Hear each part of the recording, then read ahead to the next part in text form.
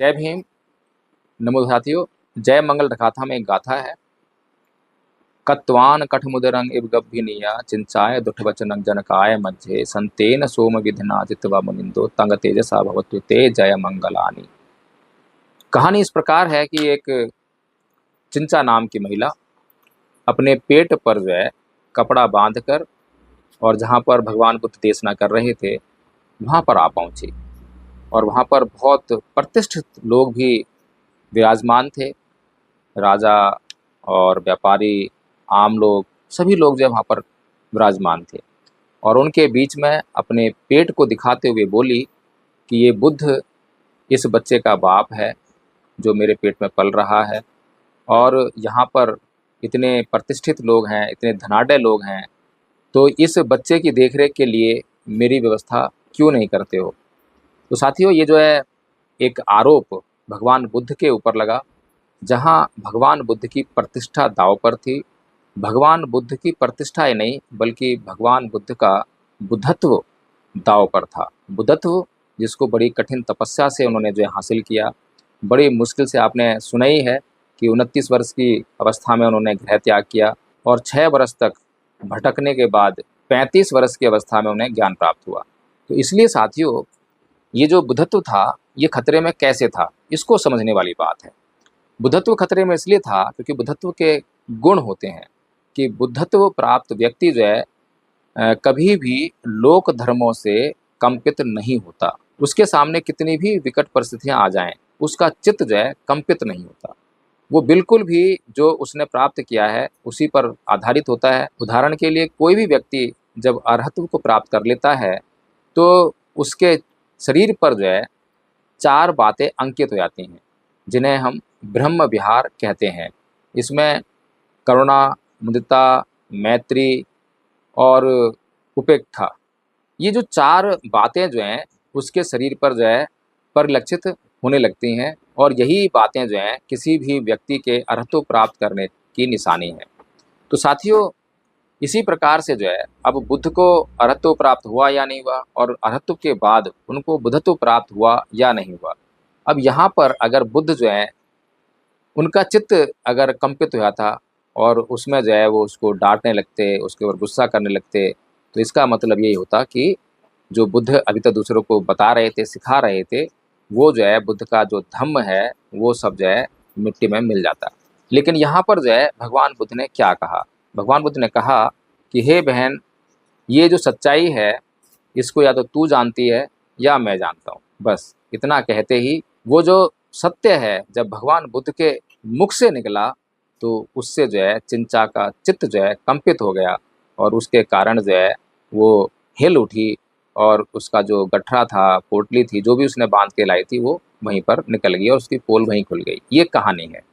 इस कहानी से जो है हमें क्या सीखने को मिलता है? क्या इससे ये साबित होता है कि यदि मेरे किसी महिला के साथ में संबंध हों और उन संबंधों का किसी को पता लग जाए और जब वो मुझ पर आरोप लगाएं, तो क्योंकि मैं एक धम्म गुरु हूँ, मैं धम्म सिखाने वाला हूँ, मैं बहुत बड़ा धम्म संगठन चलाता हूँ, तो उसके बाद जो है इसी चिंचा का उदाहरण देकर लोगों को मैं भ्रमित करूं कि देखो, बुद्ध के ऊपर भी आरोप लगे थे। जिस प्रकार से बुद्ध के ऊपर आरोप लगे उसी तरह से आज हमें, क्योंकि हमारा संगठन बहुत बड़ा हो गया है, लोग जो है लाखों रुपया दान देते हैं, हम बहुत बड़े बड़े कार्य कर रहे हैं, हम बहुत बड़े बड़े आयोजन करते हैं, क्या इसीलिए जो है उनकी इस बात पर जो है चिंचा का उदाहरण जो है मानकर उनकी बात को सच मान लिया जाए? साथियों, सोचने वाली बात है कि चिंचा जो है उसकी जांच तो कई प्रकार से हो सकती थी। अगर भगवान बुद्ध जो है, मान लीजिए, वहाँ पर उससे ये ना कहते और उसकी जांच करने के लिए किसी को भेज देते कि 2 महिलाओं को ले जाकर कि जाओ इसकी जांच करो कि इसके पेट में बच्चा है या नहीं है। लेकिन साथियों, हम जानते हैं कि चिंचा जो है केवल उस क्षण भर के लिए वहाँ पर आई थी और उस क्षण के कारण जो है भगवान बुद्ध को बदनाम करने आई थी। और ये पक्की बात है क्योंकि उस क्षण के बाद जो है चिंचा वहाँ पर दिखाई नहीं देती, उस गांव में भी दिखाई नहीं देती। हो सकता है कि जिन लोगों ने उस चिंचा को भेजा था वो उसकी हत्या कर देते और वो कहानी हमेशा हमेशा के लिए जो है बदनामी में तब्दील हो जाती। तो साथियों, कहने का मतलब ये है कि हमें जो है किसी इतिहास की घटना का कोई उदाहरण दे तो इसलिए जो है उस बात को सच मान लें, ये ठीक नहीं है। हमारे सामने जब भी कोई आरोप आए, जब भी कोई बात आए, तो हमें उसके प्रमाणों की जांच भी करनी चाहिए। इसी प्रकार से जब हम लोगों ने करुणाशील जी के बारे में जो बातें कहीं, तो उन बातों की करुणाशील जी जांच करने के बजाय और उसको दबाने में लग गए। और उसको दबाने के लिए क्या प्रयोजन किया उन्होंने, जो है दबाने के लिए वही प्रयोजन किया कि अपने लोगों को जो है फेसबुक पे छोड़ दिया। हमारे जो है 2014 के जो है कुछ फ़ोटोज़ निकाल के आदरणीय आचार्य नीलम बौद्ध जी के और वो प्रेषित करने लगे। लेकिन साथियों, क्या कोई एक भी व्यक्ति, पहली बात तो ये है कि करेंगे क्या ये बदनामी करके? करना क्या चाहते हैं? आरएसएस का घोषित करके, बीजेपी का घोषित करके, क्या आपके कहने से हम लोग आरएसएस और बीजेपी के हो जाएँगे? मेरा तो नाम ही एडवोकेट जय भीम प्रकाश है। और जब नाम ही एडवोकेट जय भीम प्रकाश है और ये नाम जो है कोई ऐसा नहीं है कि मैंने आदरणीय आचार्य नीलम बौद्ध जी के बीजेपी छोड़ने के बाद ये नाम मैंने रखा हो। ये नाम जो है मेरे पिताजी ने बचपन से रखा है। तो जब बचपन से ही मेरा ये नाम है और इस नाम में कितनी सार्थकता है और इस नाम से ही आपको पता लग जाना चाहिए कि हमारे घर की विचारधारा क्या थी। हालाँकि मेरे पिताजी को जो है किसी व्यक्ति ने गुमराह कर दिया और हम जो है मान्यवर साहब कांसीराम जी के मूवमेंट से कट गए थे। लेकिन मान्यवर साहब कांसीराम जी के मूवमेंट से तो कट गए, लेकिन जो हमारे घर में हमारे पिताजी हर रोज़ वंदना किए बगैर जो है घर से नहीं निकला करते थे। अब धम्मभूमि के कितने लोग ऐसे हैं जो सुबह-सुबह जो है वंदना ज़रूर करते हैं और वंदना किए बगैर घर से नहीं निकलते हैं। हमारे पिताजी 4 उपोषित व्रत जो भगवान बुद्ध ने बताए, 4 उपोषित व्रत गृहस्थों को करना चाहिए, पूर्णमासी, अमावस्या और अष्टमी का।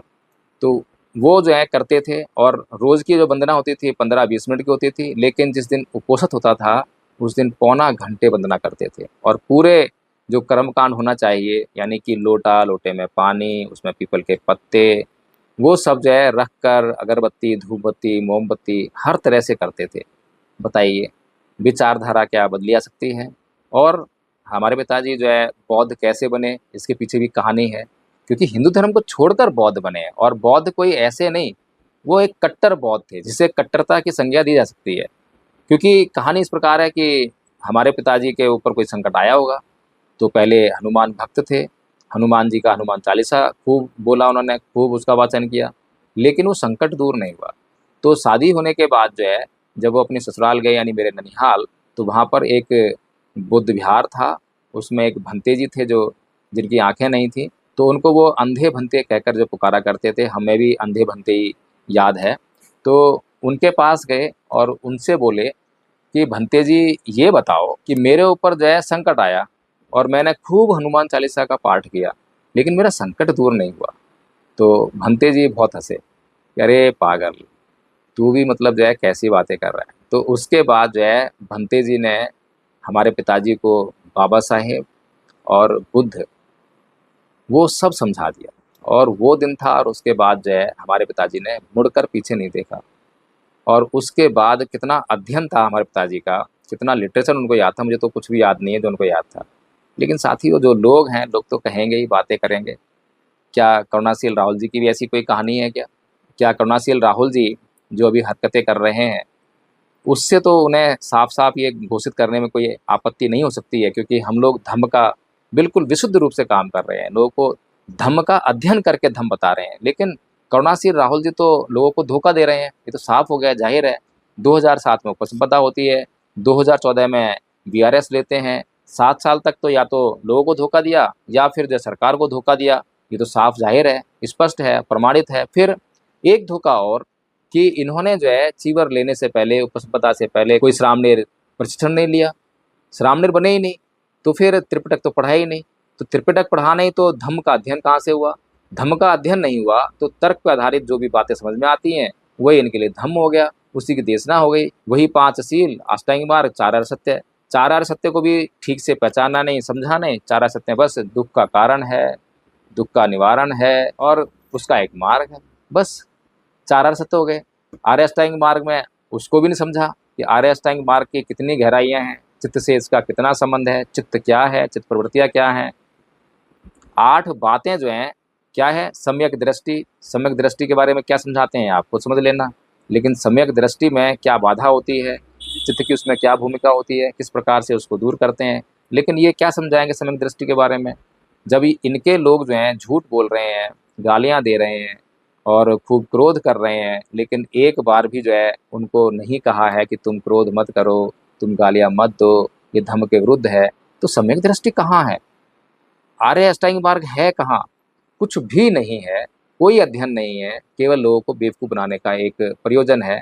तो इनको तो आराम से जो है अगर हम चाहें तो इनको तो आरएसएस का घोषित कर सकते हैं, क्योंकि ये कर क्यों रहे हैं ऐसा? ऐसा धोखा क्यों दे रहे हैं लोगों को जो है? अगर हम चाहें तो इनको जो है आरएसएस का घोषित कर सकते हैं। लेकिन अगर कोई व्यक्ति हमारे समाज का है और समाज के लिए कुछ कार्य कर रहा है, तो हम उसको जो है आरएसएस का घोषित क्यों करें? तो अगर ये लोग जो हैं ये जानते हैं कि अच्छी तरह जानते हैं कि एडवोकेट जय भीम प्रकाश और नीलम बौद्ध जो है धम्म के लिए कितने समर्पित हैं। अगर धम्म के लिए समर्पित ना होता तो आज क्या जितने बड़े बड़े भिक्खु हैं सभी मुझे फ़ोन करते हैं, चर्चाएं होती हैं, तो क्या मैं उनको सेटिस्फाई कर पाता? अब तक मेरा ये अभियान तो कब का बंद हो गया होता। तो साथियों, अगर हम लोग जो है सही काम कर रहे हैं और ये लोग हमारे सही काम में बाधा उत्पन्न करना चाहते हैं, तो आरएसएस का कौन हुआ? अगर हम आरएसएस को उखाड़ फेंकने के लिए बिल्कुल ज़मीनी स्तर पर काम कर रहे हैं, बच्चों को तैयार कर रहे हैं और बच्चों को तैयार करके उनको हमेशा हमेशा के लिए हिंदू धर्म से मुक्त कर रहे हैं, तो ये काम क्या है? आरएसएस का काम है। और अगर इस काम में धम्म भूमि, जो कि धम्म प्रचार का मुझे तो लगता नहीं है कहीं भी किसी भी सिरे से आपके सामने है, अगर उन्होंने धम्म का प्रचार किया होता तो लोगों के चित्त इतने प्रदूषित ना होते, उनमें इतना मल ना भरा होता। जो मल जो है आपको फेसबुक पर दिखाई देता है, वीडियोज़ में दिखाई देता है। तो साथियों, आप लोगों को भी समझना चाहिए कि सही क्या है, गलत क्या है, और सही का साथ देने के लिए आपको खड़ा होना चाहिए। आपको झूठ का हमेशा विरोध करना चाहिए, क्योंकि झूठ जब अपना काम करता है तो उसका साथ देने के लिए बहुत सारे लोग इकट्ठा हो जाते हैं, गैंग बन जाता है। क्योंकि झूठ जो है अपना काम करता है किसी लाभ के लिए करता है, उस लाभ में जो है झूठे लोगों की हिस्सेदारी होती है। लेकिन सत्य जब अपना काम करता है तो कोई लाभ नहीं होता, बल्कि नुकसान होने की संभावना ज़्यादा होती है। उसमें त्याग होता है, समर्पण होता है, बलिदान होता है, सब कुछ जो है देना ही देना होता है। तो इसलिए महत्वपूर्ण तो जो है सत्य बोलना होता है। तो इसलिए साथियों, अगर आपको ये समझ में आता हो कि एडवोकेट जय भीम प्रकाश और आदरणीय आचार्य नीलम बौद्ध जी सत्य पर आधारित होकर अपना कार्य कर रहे हैं, तो निश्चित तौर पर आपका ये कर्तव्य है, आपका फ़र्ज़ बनता है कि आप जो है उनका साथ देने के लिए जो भी कर सकते हैं सोशल मीडिया पर आइए, और जो लोग गालियाँ दे रहे हैं उनके कमेंट में जो है केवल एक बात लिख दीजिए कि आदरणीय जी, ये बौद्ध समाज की प्रवृत्ति नहीं है, ये बौद्ध धम्म नहीं है, बुद्ध का धम्म ये नहीं सिखाता है। बस केवल तो सत्य ही बोलने के लिए कह रहे हैं, किसी को झूठ बोलने के लिए, क्रोध करने के लिए तो हम बोल भी नहीं रहे हैं। तो इसलिए साथियों, सत्य के लिए खड़े होइए, सत्य का साथ दीजिए। आज अगर आप सत्य का साथ देंगे तो हो सकता है इस साथ देने से ये कारवां जो है, जो सच्चाई का कारवां जो बड़ी मुश्किल से शुरू हुआ है, ये जो कारवां है आपको भारत को बुद्धमय करने में बहुत हेल्पफुल लगे, और हो सकता है कि बहुत जल्दी भारत बुद्धमय हो जाए।